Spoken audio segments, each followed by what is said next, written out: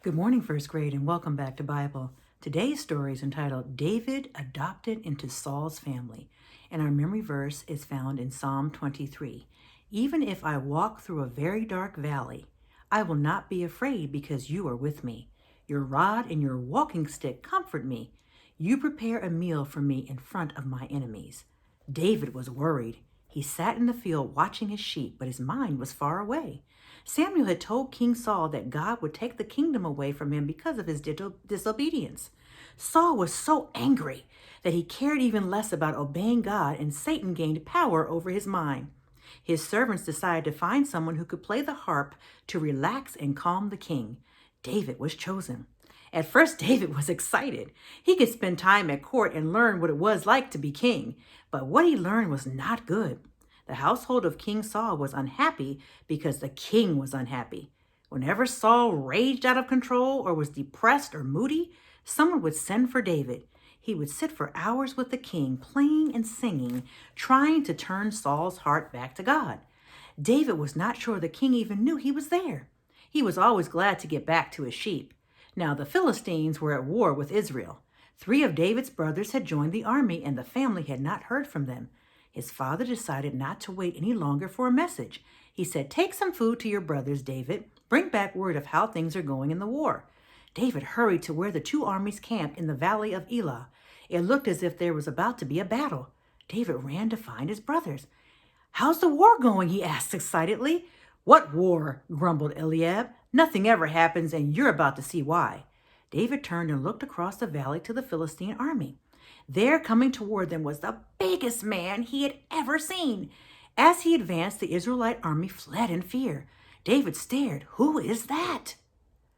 "That's Goliath. He's the Philistine war champion," Eliab said. Goliath was about 9 feet 4 inches tall. He had a bronze helmet on his head, and he wore a coat of scale armor.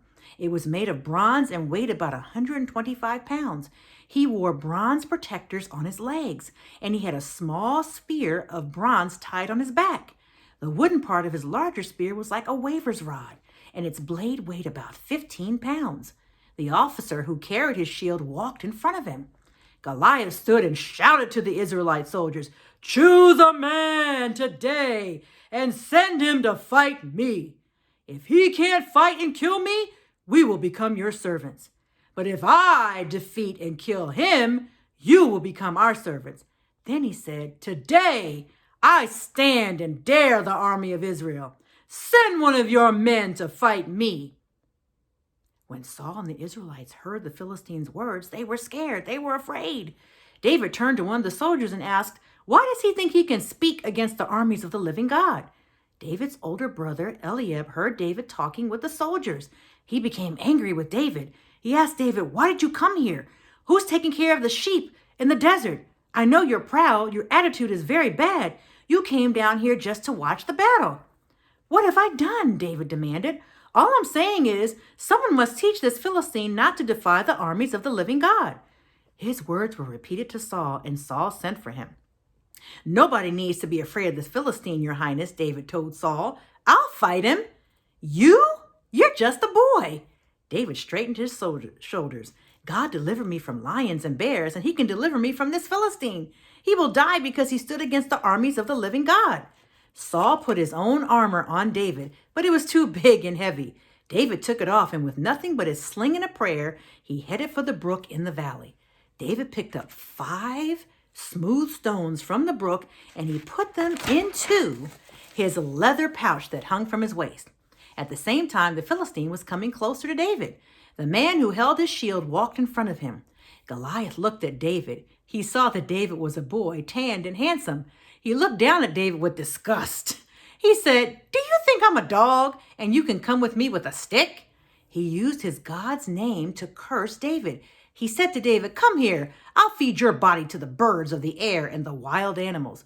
But David said to him, "You come to me using a sword, a large spear, and a small spear. But I come to you in the name of the Lord of heaven's armies.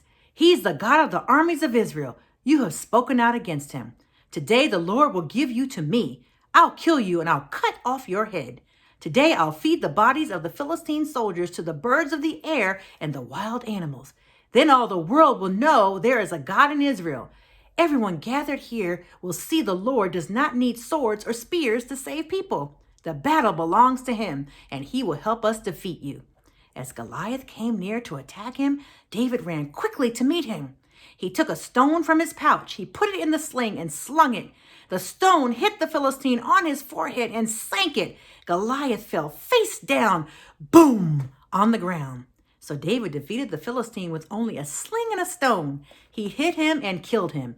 He did not even have a sword in his hand. David ran and stood beside the Philistine. He took Goliath's sword out of its holder and killed him. Then he cut off Goliath's head.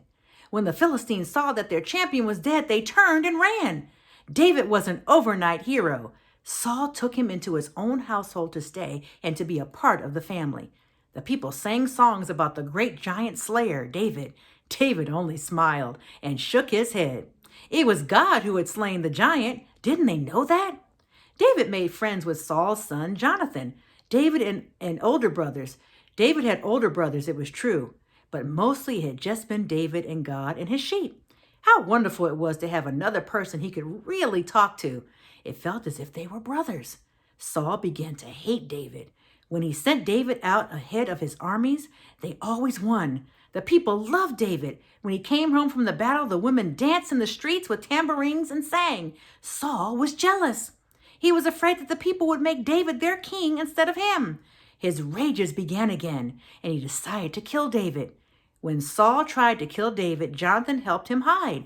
David knew this was going to be a time in his life when he would go through a very dark valley.